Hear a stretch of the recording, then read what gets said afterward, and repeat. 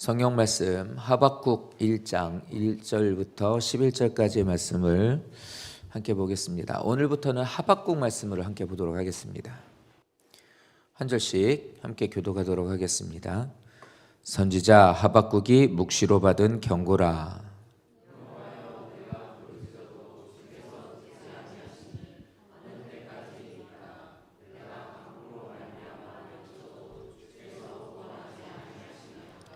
어찌하여 내게 죄악을 보게 하시며 패역을 눈으로 보게 하시나이까. 겁탈과 강포가 내 앞에 있고 변론과 분쟁이 일어났나이다.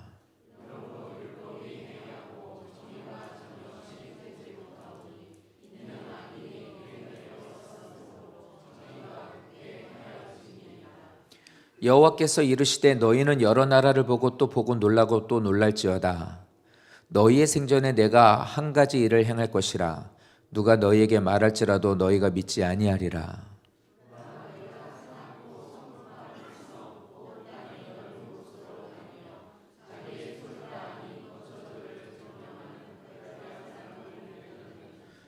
그들은 두렵고 무서우며 당당함과 위엄이 자기들에게서 나오며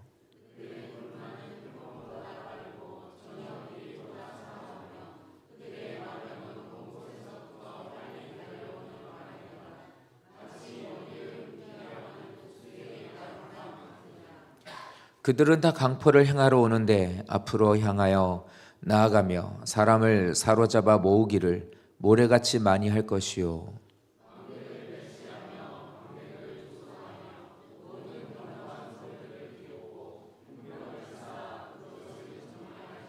다 같이 그들은 자기들의 힘을 자기들의 신으로 삼는 자들이라. 이에 바람같이 급히 몰아 지나치게 행하여 범죄하리라. 아멘. 오늘 말씀은 하나님의 계획은 나의 이해를 넘어선다. 모든 하나님의 역사와 계획은 나의 이해를 넘어선다. 초월한다. 이런 내용으로 함께 말씀을 나눌 겁니다. 자, 말씀드린 대로 오늘부터 하박국서의 말씀을 나눕니다. 하박국 선지자가 사역하고 있었던 이 말씀을 기록하게 되었던 시대는 유다의 부흥의 불길이 막 일어나고 있었던 요시야 왕이 죽고 난 이후입니다. 오늘 저 제목은 잘 기억하셔야 됩니다. 저거를 눈에 딱 넣고 잘 기억하셔야 돼요. 요시야 왕이 죽고 난 다음에, 그러니까 히스기야 왕이나 요시야 왕이나 이런 왕들은 모든 것들을 새롭게 막 바꿔요. 우상 섬기고 있었던 것들을 막 철폐시키고 다 없애버리고 하나님 앞에 다시 예배를 회복하고 성전을 정결하게 하고 하나님이 기뻐하시는 말씀대로 행하자고 선포가 되고 막 이렇게 해요. 막 이렇게 되니까 놀라운 역사가 막 일어나기 시작하는 거예요.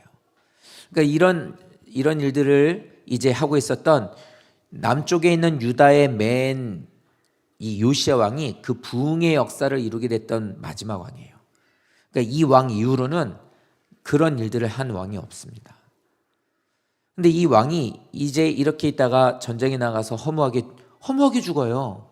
꼭 나가야 되는 전쟁에서 아주 거기에서 뭐 맹렬하게 하나님의 영광을 위하여 싸우고 이게 아니라 그냥 나가야 되나? 이렇게 했다가 나가가지고 그 전쟁에서 죽게 되죠. 그런데 그러고 나서부터 이제 왕들이 세워지게 되는 왕들은 결국 애굽에 의해서 세워지게 되고 바벨론에 의해서 세워지게 되고 그러면서 그들의 눈치를 보고 그들의 어떤 힘을 얻어서 무엇인가를 하려고 하고 이제는 성령과 은혜의 불길이 아니라 인간적인 어떤 모습으로 자꾸 나라를 그 왕을 그 힘을 의지하면서 또 거기서 자기의 어떤 것들을 계속하면서 불순종하고 살게 돼요. 자, 왕이 하나님을 향해서 불순종해져 버리니까 왕이 하나님에 대한 것이 없이 자기 뜻대로 하려고 하게 되니까 백성들은 더 힘들고 어려울 수밖에요. 그러니까 백성들도 거기에서 악이 가득하게 되고 방탕하게 되고 죄악에 판치는 상황이 되게 된 겁니다. 우리들이 아이들을 키우면서 보면 쟤 왜 그러지? 쟤는 왜 저런 게 안 되지? 너 왜 얘기하는데 그게 안 되냐? 너 왜 자꾸 이렇게 또 원래대로 그렇게 하니? 너 왜 도대체 말을 안 듣니? 어쩌고저쩌고 애들한테 얘기하죠. 그 사실 답은 애들한테 있는 게 아니에요. 그 부모가 문제죠. 부모가. 그 집이 문제예요.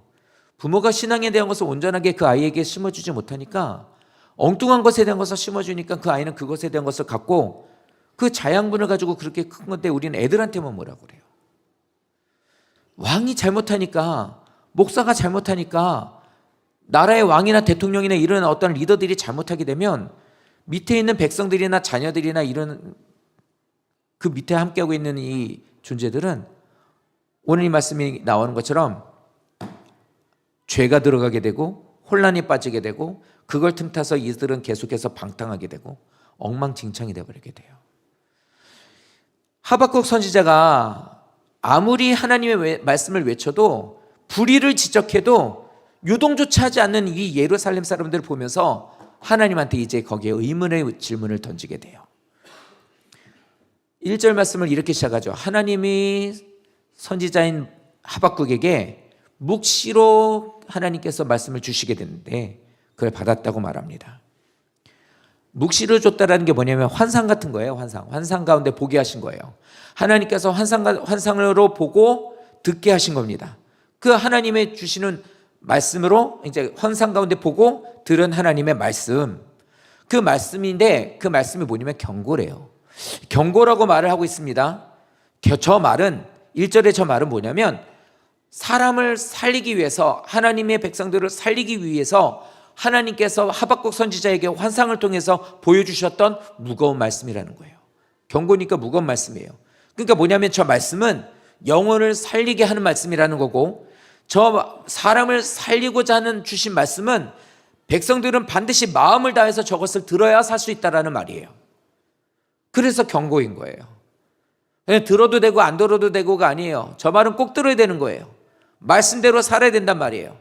그런데 하박국은 어떻게 합니까? 하박국 선지자는 저 말을 듣고 하나님을 향해서 질문을 던지게 돼요. 그걸로 이제 시작이 됩니다. 왜요? 그대로 전해야 되거든요. 하나님이 주시는 말씀은 그대로 전해야 돼요. 성도님들, 성경에 나오는 말씀은 그대로 전해져야 돼요. 근데 그대로 전해지게 되는데 먼저 하나님한테 따지게 되는 식으로 말을 하게 됩니다. 왜? 저 말씀드렸잖아요. 이게 너무 무거우니까. 예? 이렇게 하신다고요? 하나님 하면서 이제 거기에서 하나님한테 이제 말을 하게 돼요. 보여주신 말씀이 하나님의 뜻이 이해가 안 되니까 내 머리로는 이해가 안 돼요, 하나님. 이라고 하면서 이제 거기서 이제 하나님을 향하여 이제 질문을 하게 됩니다. 하나님, 예루살렘이 비참하게 멸망을 당하게 하는 것, 이렇게 당하기 전에 이 사람들이 회개하기를 기도하고 있는 거예요. 오랫동안 이 사람은 기도했던 거예요. 하나님 앞에 이렇게 계속 기도했습니다. 근데 이렇게 계속 기도했음에도 불구하고 예루살렘은 점점 타락해서 결국에는 어떻게 되냐면 바벨론에게 이게 함락당하게 되거든요. 망하게 되는 거예요. 바벨론에게 멸망당하게 되는 그 지경까지 가게 됐는데 그때 어떻게 하면 계속 기도했었던 거예요. 갑자기 기도했던 게 아니라 계속 기도했던 겁니다. 그러면 어떻게 해야 될까요? 기도하면 점점 좋아져야 될 거 아니에요. 믿음 안에 돌아와야 될 거 아니에요. 그런데 반대예요. 더 타락해요. 돌아오질 않아요. 듣지도 않아요. 이렇게 되는 상황이 된 겁니다. 하박국 선지자는 먼저 이 얘기를 하고 있는 거예요. 하나님, 왜 이렇게 기도하고 있는데 이 기도에 응답하시지 않습니까? 왜 하나님 이거에 대해서 하나님께서 응답하시지 않습니까? 이 고민을 하면서 이제 항의를 하게 되는 거예요.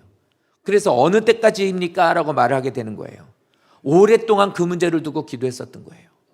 하나님, 우리 가정이 하나님을 섬기는 가정이 되게 해달라고 오랫동안 기도했는데 왜 하나님께서는 이것에 대해서 답이 없으십니까?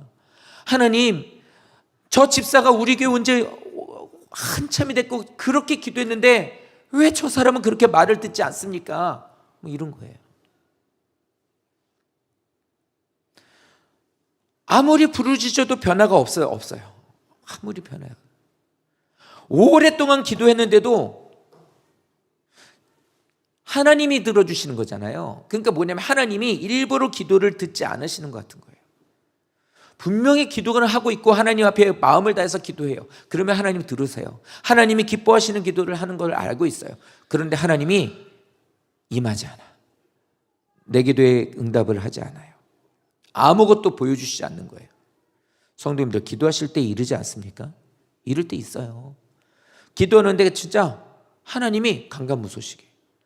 왜 도대체 언제까지 내가 이걸 기다려야 되나, 이거를 모르겠는 거예요. 그러니까 완전히 꽉 막혀 있는 것 같은 그런 상황에서 묻는 겁니다. 어느 때까지입니까, 하나님? 어느 때까지입니까? 그러면 왜 하나님이 침묵하실까요? 하나님께서 왜 이렇게 기도하는 것에 침묵하실까요? 왜 침묵하고 계시기 때문에 어느 때까지 내가 이렇게 기도해야 됩니까? 하나님 왜 이러십니까? 라고 얘기하는 거잖아요. 그러니까 첫 번째는 기도했다는 거예요. 기도도 안 하면서 하나님 왜 내 기도 안 들어주십니까? 이렇게 말할 것도 없죠. 근데 많이 오랫동안 기도했는데도 불구하고 하나님께서 응답하시지 않는 그때에 왜 하나님 이러십니까? 라고 말하는 거예요. 그 침묵하시는 이유를 묻는 거잖아요. 이겁니다. 침묵하시는 이유는 이때가 어두운 때이기 때문이에요. 들어주실 수가 없는 거예요. 그때는 하나님이 정해놓은 환난의 때이기 때문에 들어주실 수 없어요. 예를 들어 이렇게 보시면 돼요. 엘리야를 통해서 하나님께서 3년 동안 비가 내리지 않는다고 그랬어요. 그런데 어떤 그 하나님 앞에 바알에게 무릎 꿇지 않은 어떤 하나님 믿음 있는 사람이 있는데, 하나님 1년이 지났는데 우리에게 이제 비를 내려주세요. 비를 내려주세요라고 기도를 해요. 그런데 그때 그렇게 기도하면 비를 내려주시나요? 안 들어주시거든요. 왜요? 그때는 고난의 때니까요. 하나님께서 작정하고 환난을 주시고자 하는 때예요. 그 기간이라는 게 있더라고요. 그러니까 그 가운데서 하나님께서는 우리의 기도를 다 듣고 있어요. 우리가 그거에 있어서 이제는 기도조차 할 수 없는 그냥 신음하고 있는 그 소리까지도 하나님은 다 듣고 계신다고요. 그런데도 하나님께서는 거기에 있어서 들어주시지 않고 하나님은 침묵하실 때도 있더라는 거예요. 예를 들어 어떤 아이가, 자녀가 있는데 아파요. 병이 생겨서 이제 아이가 수술을 받아야 돼요. 근데 수술을 받으러 가는데 우리 영진이가 5살 정도 됐을 때 팔이 부러졌어요. 이제 의자 위에서 놀다가 그냥 떨어졌는데 팔이 부러진 거예요. 그러니까 이제 어떠니까 그 수술해야 되는 거예요. 근데 이제 아프고 병원이고 막 이렇게 되는데 이제 수술실로 들어가니까 막 울죠. 안 들어갔으면 좋겠고 무섭다 그러고. 그럼 어떻게 합니까? 들여 보내줘야 돼요. 그때는 의사의 손에 그 아이를 맡겨야 돼요. 마음 아프죠. 그 아이의 모습 보면 마음이 아파요. 하지만 어떻게 합니까? 그 아이가 온전하게 되고 치료가 되기 위해서는 의사 손에 맡겨야 되는 거예요. 사랑하는 아들이 군대를 가요. 군대를 가게 될 때 어떻게 합니까? 그 아이가 군대 가서 힘들고 어렵게 그 아이가 거기서 훈련을 받아요. 근데 그 훈련을 받고 있는 그것에 대해서 힘들고 어렵다고 합니다. 너무 고되다고 얘기를 해요. 하지만 그걸 알고 있으면서도 어떻게 합니까? 그걸 둬야 돼요. 그냥 맡겨야 돼요. 그 아이가 그 훈련에 대해서 훈련을 받도록 우리는 그걸 놔둘 수밖에 없어요. 그래야 그 아이가 그 목적에 맞는 아이가 되고 훈련이 되기 때문이에요. 그 시간에 대한 것은 우리들이 어떻다 할지라도 그건 다 맡겨놔야 되는 거예요. 그것처럼 하나님도 우리가 힘들고 답답하고 어려운 가운데 있어서 하나님을 향해서 외치고 있을 때 하나님께서 우리를 그냥 두시고 있어야 될 때가 있더라는 거예요. 그런 시간이 있어야 내가 내 교만이 거기에서 꺾이니까, 그렇게 해야만 내가 자꾸 하나님을 이렇게 뻑하면 거기에서 거절하고 하나님 앞에 거역하고 있는 그 시간에 대한 것을 내가, 그것에 대한 것을 없앨 수 있으니까, 그게 줄어드니까요. 그렇게 되기 위해서는 하나님께서는 내가 수술받을 수 있도록 그냥 놔둘 수밖에 없는 거예요. 새 사람 되려고 거기에서 좀 더 능력 있는 군인이 되도록 거기에서 훈련받는 걸 놔둘 수밖에 없는 거예요. 우리들에 있어서 그것이 목적이 되기 때문에 훈련받아서 그것에 치료받아서 하나님의 목적을 이룰 수 있는 자녀가 되기 위해선 우리가 힘들지만, 성도님들이 힘들지만, 그렇게 부르짖으시지만 거기에서 하나님은 침묵하실 때가 있더라는 겁니다. 그러니까 기도하십시오. 그걸 이겨내셔야 돼요. 만약에 그렇게 기도하시면서 별다른 응답도 없고 내가 이렇게 응답도 안 되는데 계속 기도를 해야 되나? 이런 생각이 들지라도 그 기도하는 그 시간 자체가 응답이고 은혜예요. 그러니까 기도하셔야 돼요. 그 시간을 통해서 하나님이 우리를 변하게 하시거든요. 근데 이렇게 변하면서 그런 일들을 겪으면서 고난 가운데 있으면서 하나님 앞에 무릎 꿇고 기도하면서 떼굴떼굴 굴르면서 그렇게 기도하죠. 그러면 그 일로 인하여 나는 좀 교만이 좀 줄어들어요. 나는 그 일로 인해서 나는 거기에서 조금씩 변해가요. 근데 그렇게 조금씩 변해가는 그 변화의 모습을 통해 하나님은 우리에게 그렇게 말하십니다. 너 변했다. 너 믿음 좋다. 너 의롭다. 이렇게 말씀하신다니까요. 그러기 위해서 그 조금씩 변화되는 그걸 위해서 하나님은 우리에게 그렇게 말씀하신다는 겁니다. 자, 그런데 여기에서 그 2절의 하반절에 보면 이렇게 말해요. 하나님, 언제까지 이렇게 부르셔도 나에게 응답하지 않으십니까? 이스라엘이 회개하고 돌아오길 원하는데 왜 하나님 이 응답을 하지 않으십니까? 이 기도하면서 얘기하는 게 그거예요. 제가 이 강포로 말미암아 외치는데도 아무도 구원하지 않습니다. 이 말이 뭐냐면 이거예요. 악한 사람이 자기 폭력을 힘을 막 휘둘러 가지고 약한 사람의 것을 뺏어요. 막 그렇게 힘들고 어려운 사람의 것을 막 뺏어요. 그걸 보니까 불법을 저지르고 있는 저 모습을 보니까 내가 도저히 참을 수가 없어가지고 거기에서 외쳐요. 강포라고. 도둑이야, 강도야, 저놈 잡아라, 이러고 외치고 있는 거예요. 저게 강포로 말미암아요.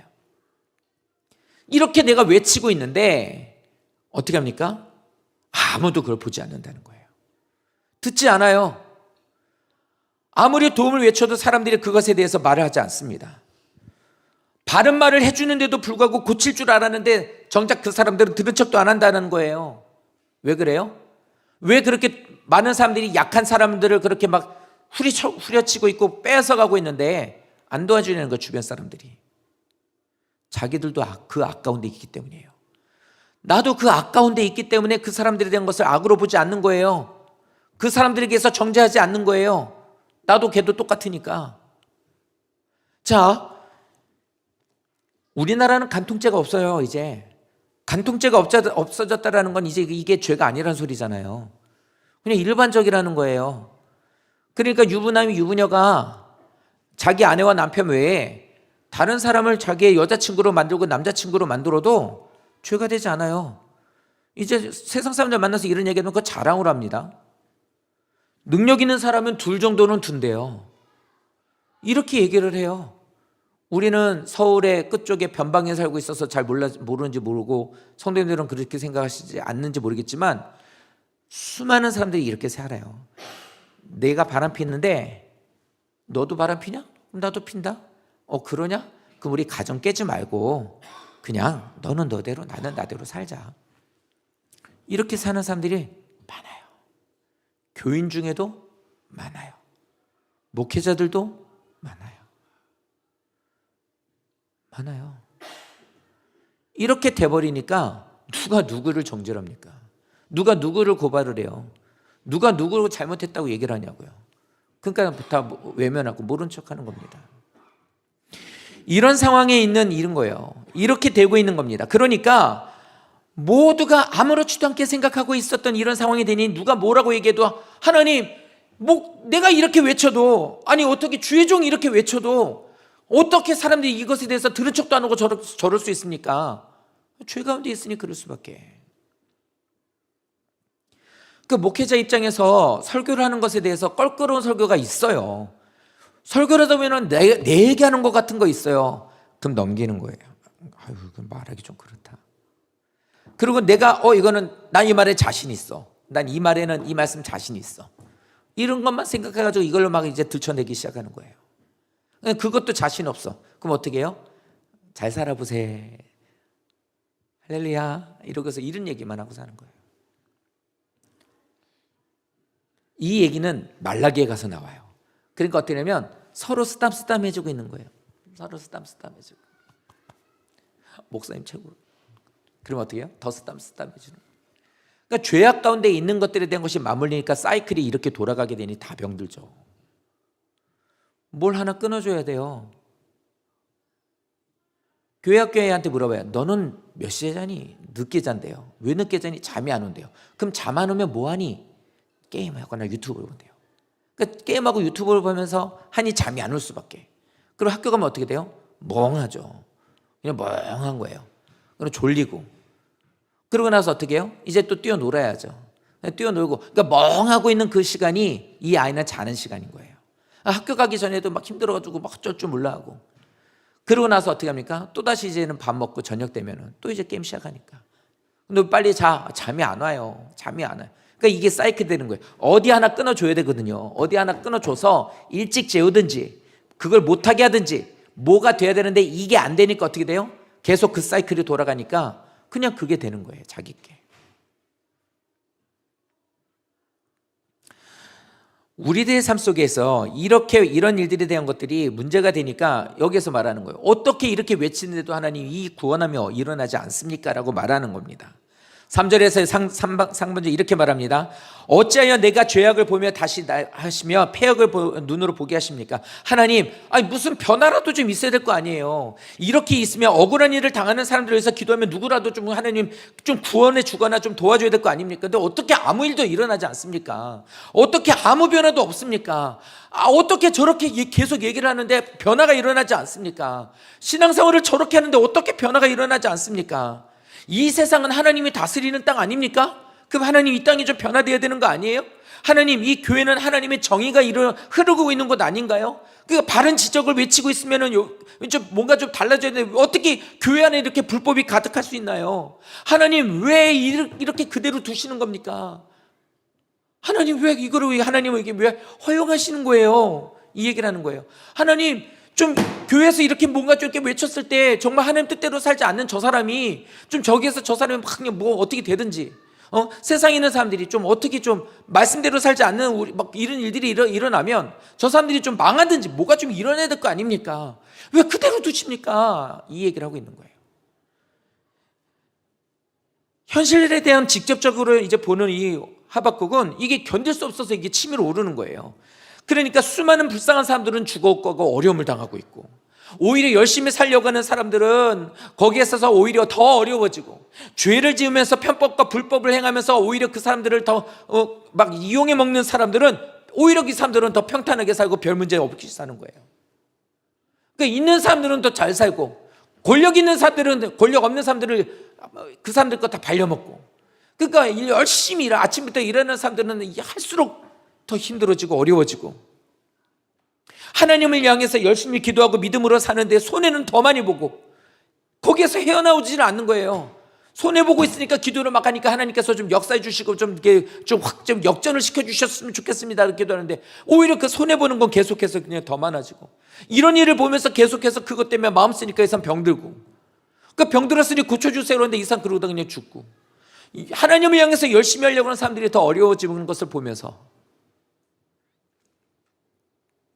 하나님이 악한 사람들에 대한 것을 좀 비참하게 그 사람들을 딱 그냥 망하고 있는 사람들과 깨끗하게 사는 사람들은 좀 더 잘되게 하시고 이래야 하나님 아니냐는 거예요. 이렇게 하셔야 되는 게 하나님의 진리고 이게 하나님의 정의가 아닙니까? 믿음으로 기도하며 하나님의 인도하심을 받는 성도라면 사실 이런 것 때문에 되게 많은 이런 것에 대한 질문이 사실 생겨요. 믿음으로 똑바로 사는 사람들이 잘 사는 것 좀 보여달라는 기도는 저도 해요. 예배 제대로 드리지 않는 사람들이 좀 정신 좀 똑바로 차리라고 하나님께서 좀 저 사람을 후려치고 맛 좀 봐라 좀 이렇게 좀 해주셨으면 좋겠는데 안 그래요. 그런 사람들 별일 없이 살아요. 그러니까 더 엉망으로 예배 드리고 그 하나님 저 사람이 이렇게 되는 거거든요. 자, 이 질문에 대한 것에 본인이 성도님들이 이 질문에 대해서 해답을 얻으시면 이런 것과는 전혀 관계없이 상관없이 믿음을 지키며 하나님의 인도하신 가운데서 살 수 있어요. 그런데 성도님들이 이것에 대한 문제를 해결하지 못하잖아요. 그러면 둘 중에 하나예요. 신앙 버리든지 아니면 그냥 그런 속물 그리스도인이라고 해야 될까요? 그냥 편협하고 그냥 무늬만 그리스도인으로서 살게 돼요. 그냥 그런가 보다 이렇게 반드시 해결해야 될 문제예요. 이런 질문 생겨요. 이런 부분도 있어요. 성도님들 수련회 가다가 사고 나서 애들 죽는 경우도 있어요. 수련회 갔는데 애들 빠져가지고 죽는 경우도 있어요. 장례식장 교회에서 장례식장 갔다 오다가 거기서 사고 나가지고 인명사고 나는 경우도 있어요. 새벽기도 가려고 저 이전에 있었던 교회 목사님 사모님은 새벽기도 오시다가 교통사고 나신 분도 있어요. 교통사고만 나가지고 이렇게 좀 치료받고 병원에서 입원해서 좀 나오면 다행이지. 그렇게 해가지고 새벽기도 가다 죽으신 분도 있어요. 도대체 이게 뭐냐는 거예요. 어떻게 이럴 수 있어요, 하나님? 왜 이렇게 되는 거예요? 이런 일들과 이런 질문들이 있을 수 있죠. 많아요. 자, 첫 번째, 이 문제를 해결하기 위해서 오늘 그래서 제목을 새기고 계셔야 된다는 거예요. 이런 질문을 생기게 되는 것에 가장 문제가 되는 것은 우리들의 신앙관이 문제예요. 인과응보의 신앙관이에요. 성도님들, 인과응보라는 게 뭐냐면 착한 일한 사람은 복을 받고 잘못한 사람과 죄를 지은 사람들은 벌을 받는다예요. 그렇죠? 뿌린 대로 거둔다. 권선징악 이거죠. 이렇게 살고 있는 나의 신앙관 갖고 어떻게 합니까? 하나님이 하시는 것을 보니까, 세상 돌아가는 것을 보니까 이게 이상한 거예요. 분명히 내가 알고 있는 신앙은 1 더하기 1은 2인데 이 세상 돌아가는 이 하나님의 공식이 이게 안 맞는 거예요. 어쩔 때는 1 더하기 1은 2가 나와야 되는 사람인데 저 사람이 0이 돼버리고, 1 빼기 1이면 0이어야 되는데 저 사람은 3이 되고 5이 되고 막 이러는 거예요. 근데 여기에서 이런 거예요. 새까만 사람의 1 더하기에 새까만 1을 했더니 여기에서 하얀색 2가 나오는 거예요. 파랗고 초록색인 너무 선량하고 좋은 어떤 사람의 1이 좋은 열심히 해서 노랗고 파란색의 1을 했더니면 거기서 더 예쁜 색깔의 2가 나와야 되는데 까만색 0이 돼버리는 거예요. 그러니까 안 맞잖아요, 공식이. 이렇게 되니까 어떻게 돼요? 이 고민이 풀리지 않으니까 교회를 떠나는 거예요. 하나님 없다고도 하고. 이런 식으로 되는 거예요. 이게 진짜 신앙이 아니라 뭐냐면 내 공식에 맞춰서 내 신앙관을 내 기준으로 두고서 하나님을 보니까 하나님 틀렸다가 되는 거라고요. 하나님의 계획은 우리보다 더 앞서요. 하나님의 계획과 뜻은 우리가 알 수 없단 말이에요. 우리가 지금 요즘에 새벽기도에 욥기서 보는데도 그대로 나오잖아요. 그 친구들이 그 얘기하잖아요. 네가 이렇게 어려운 일 당한 거 보니 너 죄져서 그런 거네. 잘 생각해봐. 네 죄가 있으니까 이러지 않은, 네가 죄가 없이 이런 일이 있을 수 있어? 아무리 생각해도 나는 죄가 없는 것 같아. 나는 하나님을 향하여서 정말 열심히 살았고 믿음 안에 살았고. 너 교만한 거야. 뭐 이런 식으로 얘기를 하는 거예요. 이게 인과응보예요. 누가 이걸 얘기해요? 누가? 그렇기 때문에 진짜 신앙이라고 말할 수 없어요. 인과응보에 대한 신앙은 내 기준으로서 신앙을 만들고 내가 하나님이 된 거예요. 저 사람 복 받을 짓 했으니 저 복 받네. 저 사람 잘 될 것 같네. 저 사람 안 될 것 같네. 이거를 내가 정하는 거예요. 아니에요. 그럴 수 없단 말이에요. 우리는 그 누구도 그럴 수 없어요. 저도 그런 실수 많이 해요. 너 일로 와봐. 너 왜 이러니? 뭐 어쩌고 막 야단을 쳐요. 얘기를 들어보니까 그게 아니에요. 사실은 뭐 이러고요. 제가 그 전에 이런 일을 했기 때문이고요. 뭐 이런 식으로 얘기를 해요. 제가 눈에 보이는 것만 갖고 애들을 야단쳤는데 나중에 봤더니 그게 아닌 거예요. 미안하다고 그래야죠. 몰랐네. 미안하다. 근데 야, 그러면 안 되지. 그래도 야, 내가 잘못한 것 같다. 이렇게 돼요. 이런 일 당하면 되게 미안하죠. 아마 성도님들 중에도 아마 어떤 일을 했는데 저한테 서운하신 분도 있을 거예요. 제가 뭐라고 해서. 사람이 어떤 일들, 우리의 신앙생활하고 있는 우리들의 신앙을 보면서 그거는 말할 수 없어요. 그거에 대한 것을 우리들이 함부로 말할 수 없단 말이에요. 다시 말하면 하나님의 계획은 우리들의 이러한 신앙관의 편협한 신앙관보다 훨씬 더 하나님은 넘어선다고요. 초월해요. 그렇기 때문에 그 기준을 버려야 돼요. 또 하나는 뭐냐면 많은 사람들이 자신들의 문제, 집안 문제든 자식 문제든 직장 문제든 건강 문제든 모든 것을 하나님께로 갖고 옵니다. 그런데 아주 짧은 시간에 그것에 대한 문제를 하나님께로 갖고 와서 거기서 해결 보려고 그래요. 그냥 기도 몇 번 해서 예배 몇 번 드리고 내가 꾸준히 이렇게 해서 이런 것만 갖고 하나님 앞에 그 문제를 해결 보려고 한단 말이에요. 그러니까 성도님들이 어때요? 송구영신 예배 끝나고 나면 그러지 마시고 성도님들이 신앙적인 거 더 깊은 것에 대해서 기도하시고 그거에 기도하세요. 아무리 얘기해도 뭐라 그래요? 나는 짧은 시간에 효과 보고 싶거든. 그러니까 어떻게 합니까? 우리 가정 행복하게 해주세요. 돈 많이 벌게 해주세요. 아무 사고 없게 해주세요. 우리 식구들 건강하게 해주세요. 그냥 이런 것만 갖고 하나님 앞에 늘 나가는 거예요. 왜요? 이런 것들에 대한 것들이 조금 중요하니까. 뭘 말하는 거냐면 자신의 삶의 근본적인 삶의 태도는 바꿀 생각을 안 하는 거예요. 내게 있는 어떤 삶에 있어서 깊이 있는 것에 대한 내게 문제가, 다시 얘기할까요? 건강하지 못하게 되는 것과 문제가 일어나는 것과 아이들이 못 자라지 크지 못하는 것과 일이 일어나는 모든 것에 대한 근본적인 문제가 무엇인지에 대한 것은 내게서 그걸 뽑아버리고 해결하려고는 생각은 하지 않고 내게 지금 드러나 있는 증세들에 대한 것만 그것만 싹 좀 어떻게 좀 해결해 달라고 말하는 거와 똑같은 거예요. 신앙생활을 그렇게 하면서 하나님 앞에 나가니까 그것들에 대한 것을 이루어지지 않으니 섭섭하니까 어떻게 하나님 이룰 수 있냐는 거예요. 하나님은 우리들의 근본적인 문제를 치료하기를 원해요. 드러나 있는 것에 대한 것만 짜서는 안 되고 저 속에 있는 것을 뽑아내야 된대요. 어딘가가 골마가지고 계속해서 그게 골마가지고 고름이 나오면 그거에 대한 것들을 가가지고 와, 코 옆에 여기가 맹구처럼 여기가 골마서 고름이 나더라고요. 그러니까 제가 알고 있는 형이 그 얘기를 하더라고요. 그냥 꽉 짜. 안 나올 때까지 꽉 짜. 그러면은 괜찮을 거야. 그냥 바들바들 떨면서 했어요. 그 다음날 됐더니 와, 여기 오서방처럼 이만큼 골마가지고 막 창피도 하고 그래서 어디 병원 갔어요. 병원 갔더니 의사가 그러는 거예요. 와, 여기 이렇게 됐더니 누구라고 하더니 와, 이 얼굴 뼈가 주저앉을 정도로 그냥 짠 다음에 그거를 그냥 막 눌러가지고 그러니까 뭐가 이 나오더라고요. 성도님들, 신앙생활할 때 성도님들의 삶의 문제를 일으키는 근본적인 죄의 문제를 해결하지 않고는 그거 계속 문제가 나요. 얄팍하게 내가 하나님하고 딜을 하면 안 된다니까요. 요 정도면 됐죠, 하나님? 나 요것만 하면 요거 해결해 주는 거죠?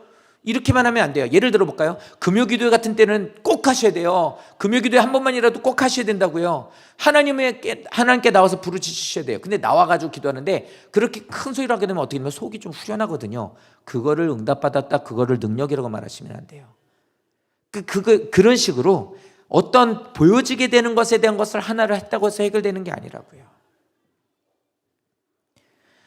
많은 불의와 이해할 수 없는 억울한 일들을 통해서 우리 속에 깊이 박혀있는 하나님의 그 모든 죄에 대한 것들을 내가 보고 그거를 해결해 주세요라고 하나님께로 갖고 오기를 원하시는 거예요. 그거를 해결하려고 하나님 우리에게 이런 일을 주시기도 합니다. 죄에 대한 것을 치료받게 하기 위해서. 그래서 이것을 십자가를 지신 예수 그리스도를 통해서 우리의 죄를 주님은 해결하기를 원하시는 거예요. 그러니까 예수님께로 나아가는 것의 가장 첫 번째는 뭐냐면 내 죄의 발견, 이 죄에 대한 모든 것을 예수 이름으로 해결하는 것부터 시작이 되는 거예요. 이 문제를 잊지 마십시오. 이 문제가 해결되지 않으면 맨날 질문할 수밖에 없어요. 어떻게 이럴 수 있어요? 왜 이래야 되는데요? 하나님 너무하는 거 아니에요? 이 질문은 계속하게 될 거예요. 아이를 키우다 보면은 아이가 어려운 일 당할 때가 있어요. 근데 그때 가서 그러실 거예요? 나는 주일 예배 한 번도 안 빠지고 꼬박꼬박 나가고 11조 차라 그러는데 어떻게 우리 가정에 이런 일이 있게 해달라고? 아니요.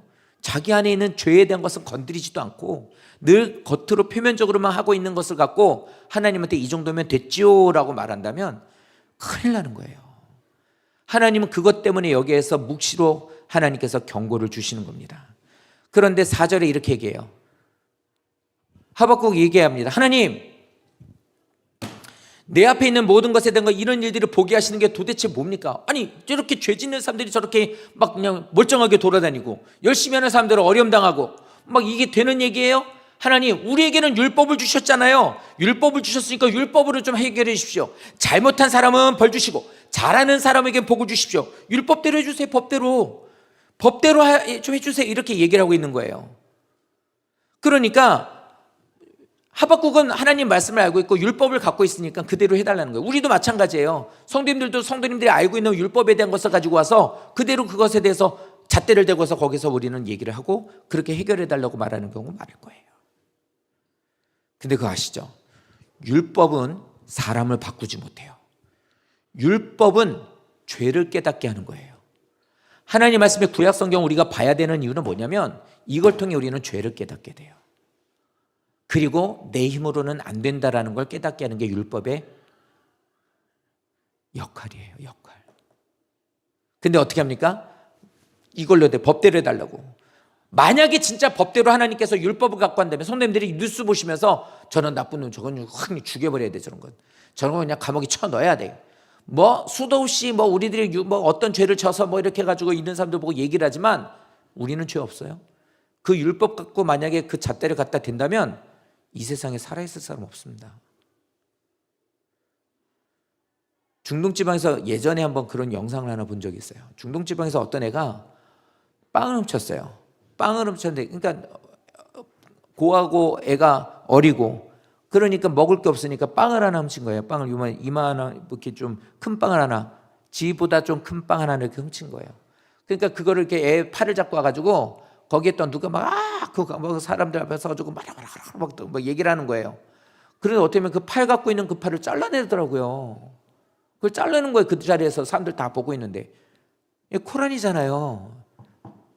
이 사람들이 이슬람들이 갖고 있는 거 이해는 이루어지 그대로 그냥 갖다 대잖아요.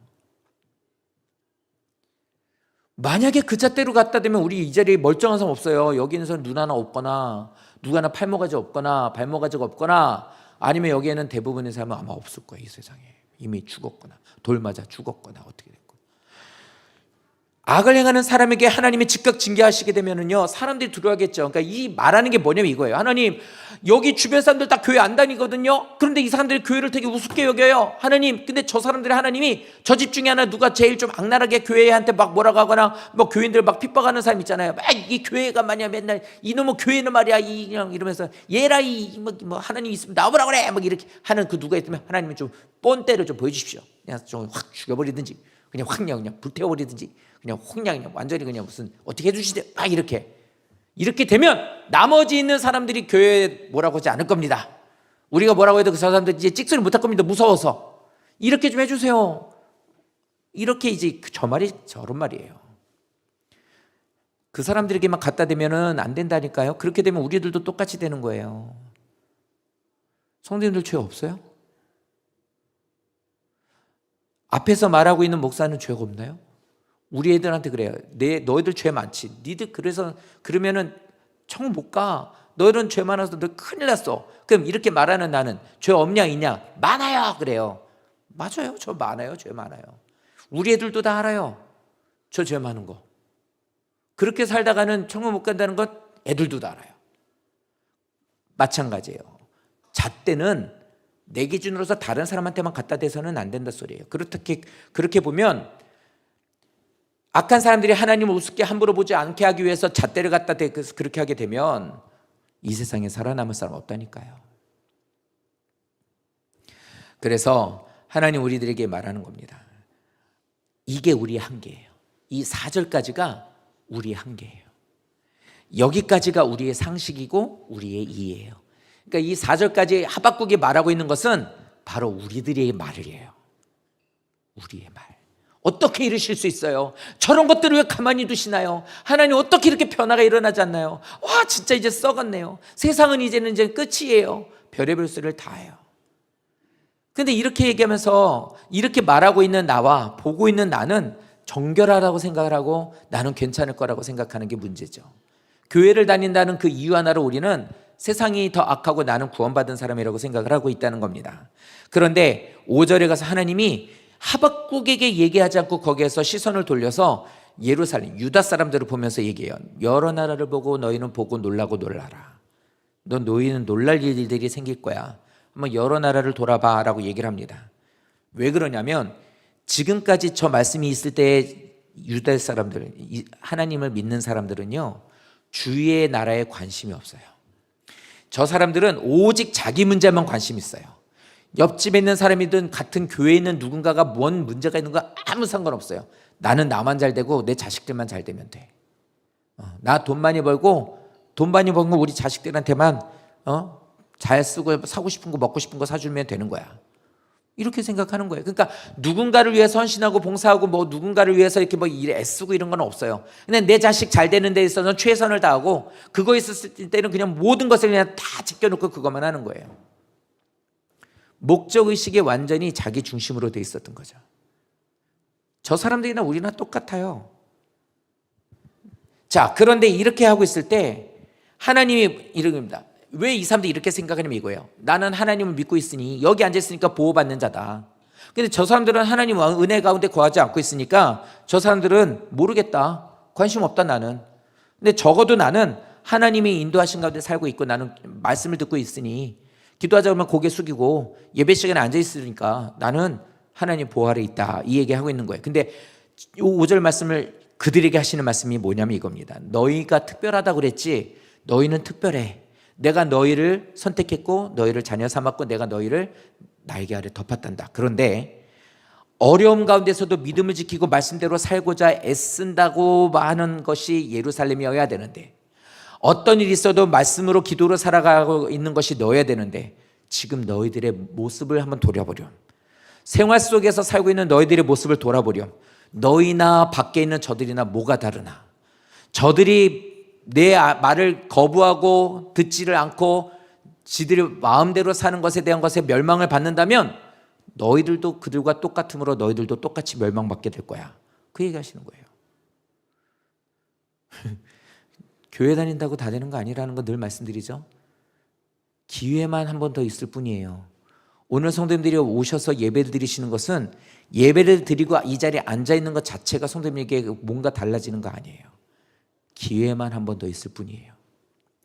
진짜로 하나님 앞에 온전하게 예배 드리는 사람이 아닌 이상은, 그러니까 와서 출근 도장 찍는 것으로 믿음이 있고 복을 받고 은혜 가운데 거하고 하나님이 나를 특별하게 대해줄 거라는 생각은 걷어버리라고 하는 게 저고전 말씀이에요.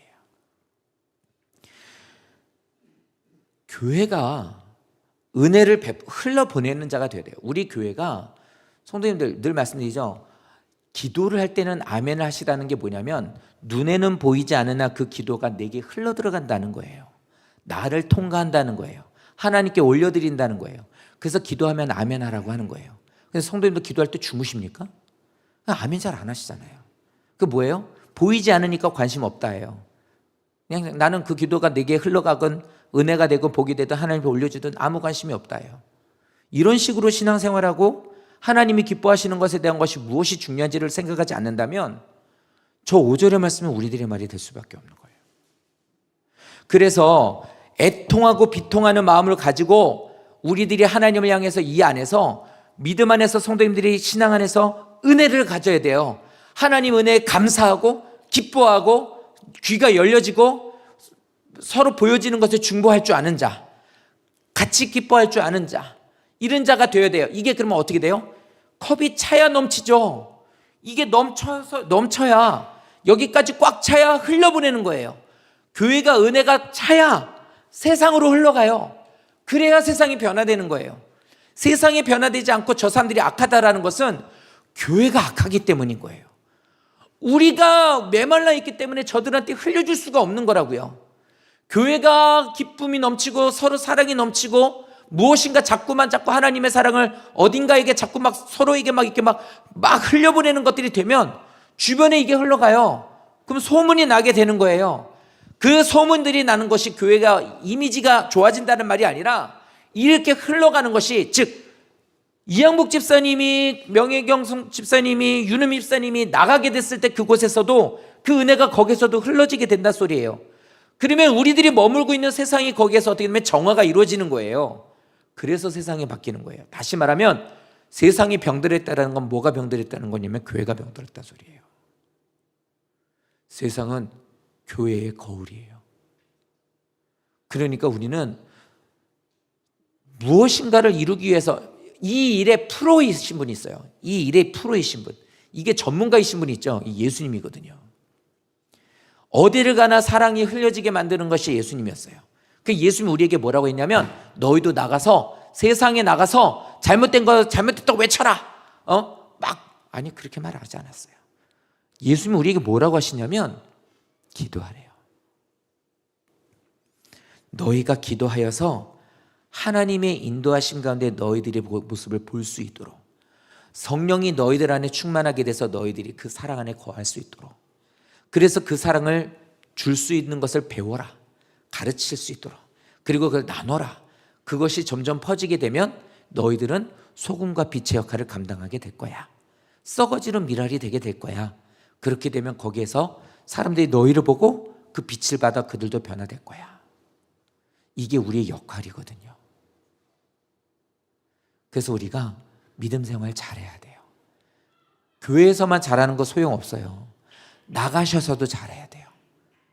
그래서 아이들에게는 집에 가서 부모의 말에 공경하고 순종하는 자가 되라고 가르치고, 학교를 가서는 애들이 하는 행동들 그대로 따라하지 말고 조금 힘들겠지만 하나님이 아니라 하는 것은 안 하는 자가 되어야 돼라고 가르치는 거예요.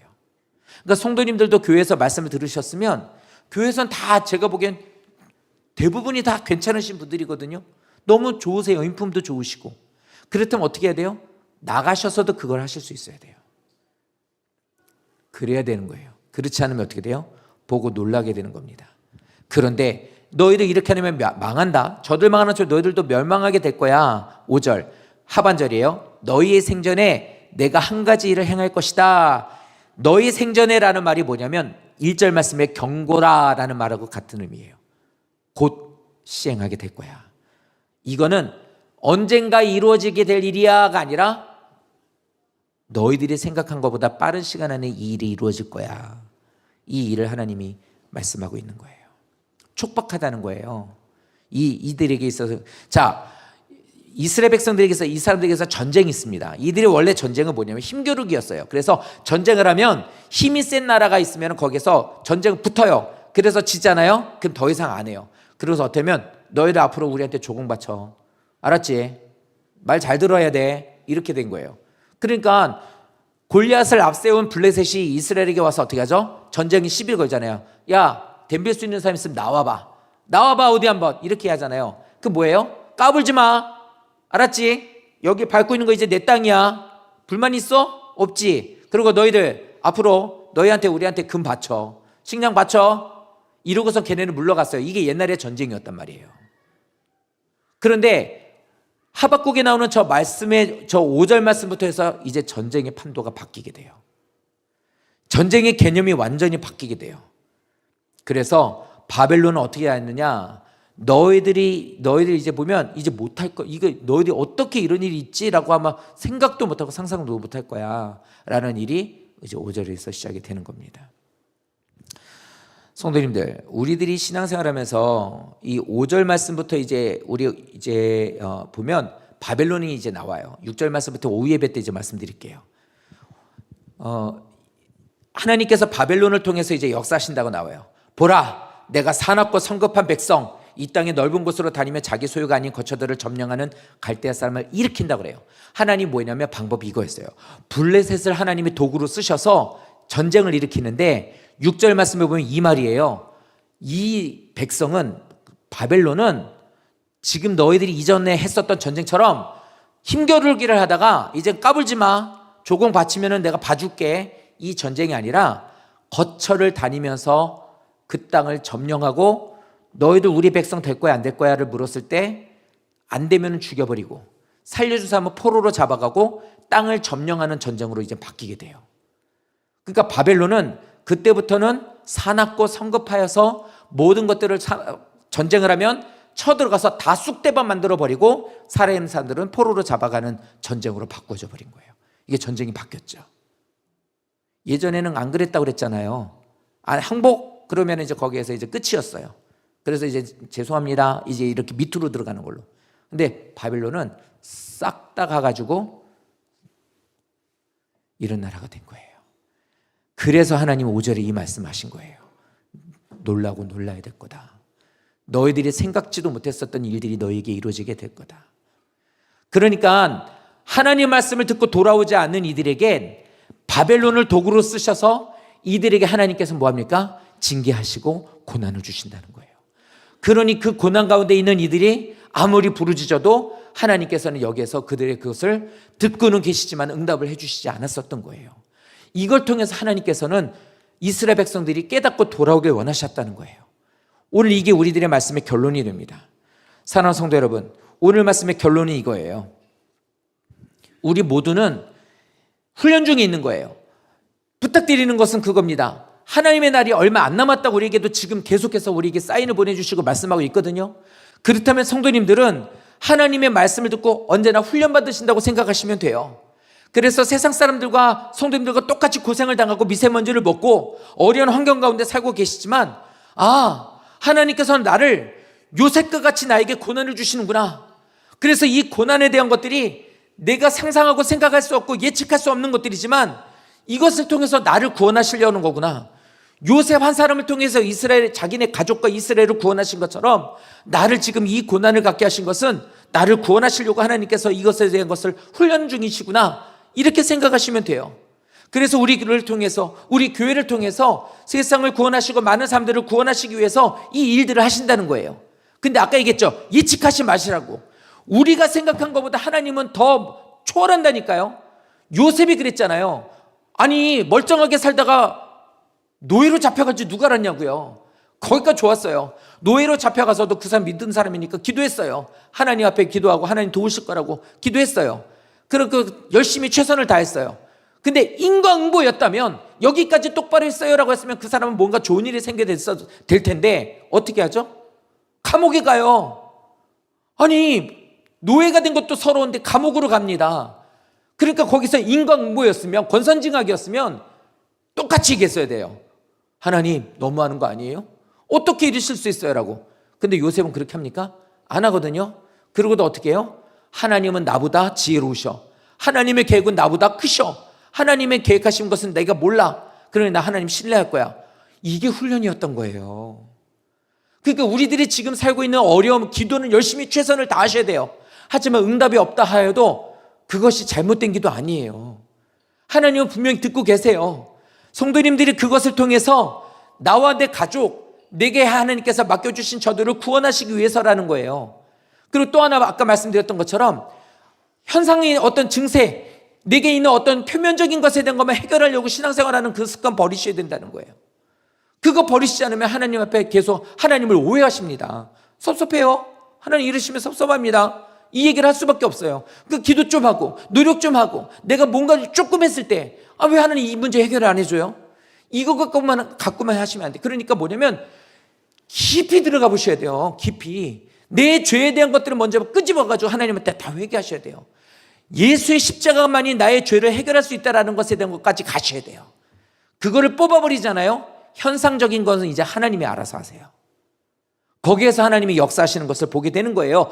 그 일을 주시기 위해서 바벨론이라고 하는 것을 들어서 하는 거예요. 왜요? 맨날 그랬거든요. 하나님이 이렇게 하면 항복 잘못했어요. 그러니까 하나님이 좀 지나서 또 회복해 주고, 그러다가 또 거기에서 또 이렇게 좀 살다가 또 하나님이 고난 주니까 항복 잘못했어요. 우리 교회에서 그런 애가 있어요. 성주라는 애가 있는데 저를 막 약올려요. 그러면 막 잡아요. 그럼 뭐라고 하면 안 할게요 이래요. 하지 마. 그러고 놔줘요. 그러면서 또 할 건데 그러고 도망가요. 장난하는 거죠. 그럼 또 막 잡으러 가요. 잡히면 그래요. 안 할게. 알았어요. 안 할게요. 이스라엘이 딱 그 짓을 하고 있었던 거예요. 신앙생활하는 우리들이 그렇게 하고 있었다고요. 뭐만 좀 있어요. 어려우면 죄송해요. 안 할게요. 잘못했어요. 이러다가 조금 기가 괜찮아지면은 또 내 마음대로 막 살고, 그러다 하나님의 배로다가 또 거기서 고난 주면 죄송해요 이러고. 우리는 다 성주예요. 근데 하나님이 저희를 통해 어떻게 합니까? 아니요. 저걸 통해서 그게 아니라 잡혀가지고 어떻게 해요? 실컷 두들겨 맞게 된 거예요. 있는 거 다 뺏기고. 다시는 그렇지 말라고. 그래야 구원받을 수 있다고. 그래야 너희들이 세상에 빛이 될 수 있다고. 하나님은 얼마나 아프겠어요. 우리가 지금 이렇게 하나님께서 주시는 이 말씀에 대한 걸 기억하셔서 하박국은 전체적으로 우리들에게 어떠한 신앙으로서 하나님께 나아가야 되는지를 알려주는 거예요. 사랑하는 성도 여러분, 오늘 이 말씀이 성도님들의 마음에 조금 딱 와닿는 말씀들이 많았으면 좋겠습니다. 그리고 그 와닿는 말씀을 가지고 삶 속에 나가서 좀 적용해 보십시오. 적용이 되지 않으면 아무 의미 없어요. 그런데 또 다음 주면 성도님도 멀쩡히 오실 겁니다. 이유는 뭐냐면 너무나 사랑하셔서 또 한 번의 기회를 주시는 거예요. 근데 자꾸 하나님을 간보면서 그 기회가 영원히 있겠지라고 생각하시면 아니에요. 살면서 죽을 고비를 넘겨보신 분들이 있죠. 정말 죽을 병인 줄 알았는데 하나님께서 아니라고 하거나, 그런 병이었는데 또 잘 회복이 됐거나, 사고로 죽을 뻔하거나, 어려운 일 당해서 죽을 뻔하거나, 그런 뻔하거나라고 해서 여기에 와 계시다면 내게 주신 기회의 연장이 되고 있다는 거예요. 그럼 어떻게 돼요? 감사해야죠. 그리고 그 의도대로 살아야죠. 왜요? 때리시는 게 목적이 아니에요. 벌 주시는 게 목적이 아니에요. 그걸 통해 깨닫고 주님의 자녀가 되기를 원하는 게 주님의 목적이에요. 성령의 인도하심을 받으셔서 이렇게 계속해서 우리를 차곡차곡 필요한 것들을 하나님께서 이렇게 해서라도 너를 좀 내 사람 만들고 싶단다라고 하시는 이런 것들을 좀 받아주셔서 더 이상 고민하지 마시고 더 이상 방황하지 마시고 주님께로 나아가시는 성도 되시기를 예수님 이름으로 축원드립니다.